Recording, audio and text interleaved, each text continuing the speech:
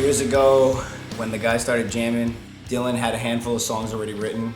And we're like, hey man, I think we should like start playing again. Let's do this. And I said, okay, but if we do get back together and start doing things again, one thing I want is I want like a full, like cohesive, like body of work.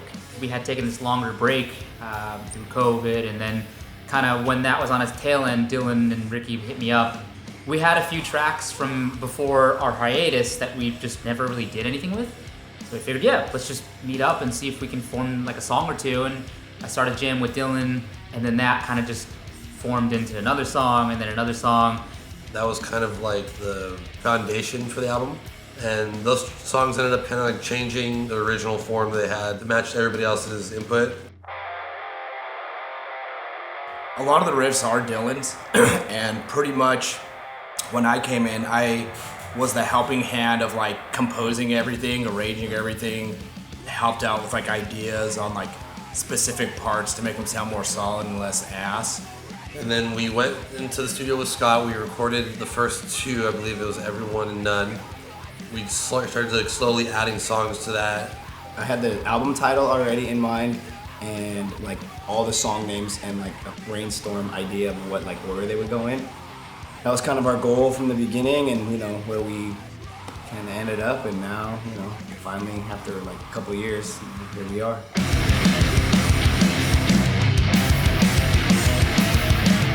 The writing and recording process were both very unconventional.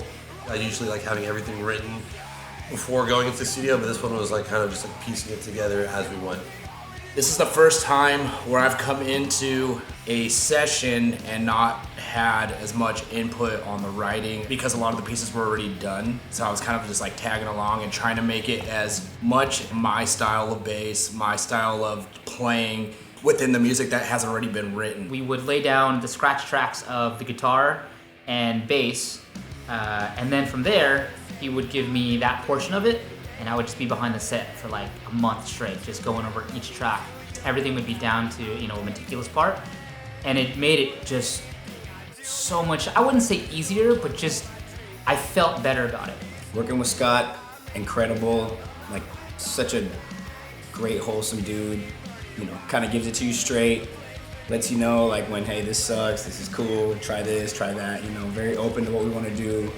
He'll tell you straight up, be honest, but very respectfully, so it's nothing like pressure, I would say, in a bad way, but it definitely makes you want to do your best. There was like a lot more input from different angles for this one. On that last one, we had it kind of straightforward. We recorded the tracks, bam, bam, bam, album release, All the guitars that I recorded were at his home studio, and it was great. It was very easygoing.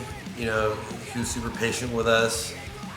We all have different ideas and different opinions and like all this type of stuff, but he's always been like the great like middleman to like, we're like, hey, let's take that idea, this idea, and try this, and kind of helped us like fuse everything together. So yeah, Scott's the man.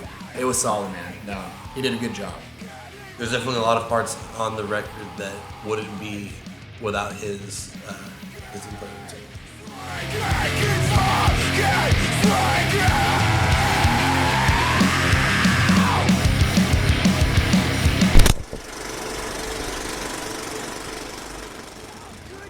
I think that the way that Ricky writes and his lyrical content and like how he's getting his message across, it's very universal, so that people from different sides of the spectrum, whether like politically or religiously, can relate to it. Like we kind of had stuff before in the past that was maybe a little bit more like like about society and like maybe like a little dabbled into like politics and the state of the world. And I think this time around, I just kind of realized like, those are things that are just so like out of my grasp.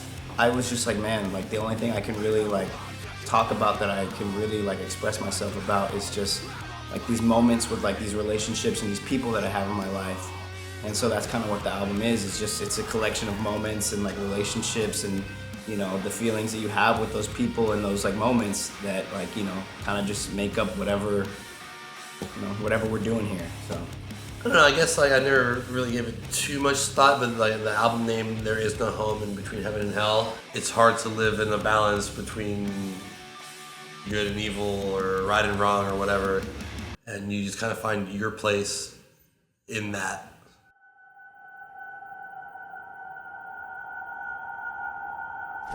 Yeah, I mean, it feels overall good to just release the album so people could just interpret it the way they want, whether they want to listen to songs and enjoy like the heavy parts or enjoy the music lyrically, you know, whatever they want to do to groove to it, like we probably have that for them. So overall, like it's a pretty proud piece, I would say. So I'm looking forward to like progressing from this and kind of just piggybacking off it and keep it heavy, fast, emotional, whatever, you know. What I love about this whole album and the way that it's turned out is we've always kind of done our own thing and believed in, you know, what we have to offer. All of us just have so many influences across the board, from like heavy music to hip hop and jazz and everything. I hope that when people hear it, maybe it's fresh. It's a new take on like the heavy hard rock type of a sound, hardcore, while also hearing some of those influences come through.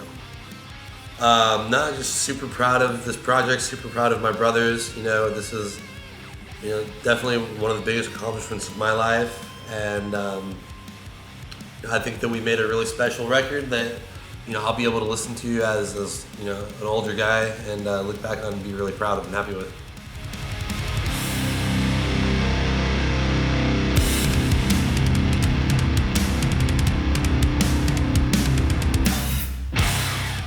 I just remember being like a younger kid going to shows, and like there's like these particular shows and like singers and like moments that kind of stick out to me where like I was just like, man, like I just felt like so inspired, and like, man, like I like just feel like I can go do anything. And so even if they grab like a little piece of something from like even a song or like a lyric or something that like makes them like believe in themselves and like think like, okay, like I can just be me, and that's like good enough, because that's like a really hard thing to do.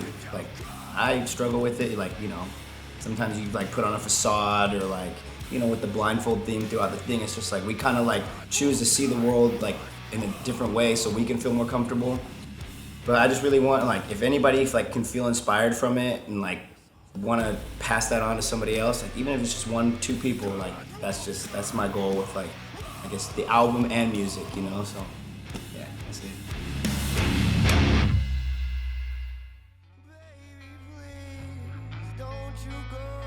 I just appreciate anybody who's like checked this out, anybody who's like rode with us since like the beginning of like us playing with this up until now. Like even people like that are just like, you know, jumping on right now. Like we have a lot of support from our family and everybody, so just like a lot of love. We have so many people to thank along the way, you included, Scott, just anyone who really had a hand in directly or indirectly in the album. I hope that they all know that, you know, we are so thankful for it. Thank you for just like, you know, supporting us so we can do this, because we just put a lot of like hard work and passion into it, and we're just like really happy with the fact that it finally came together.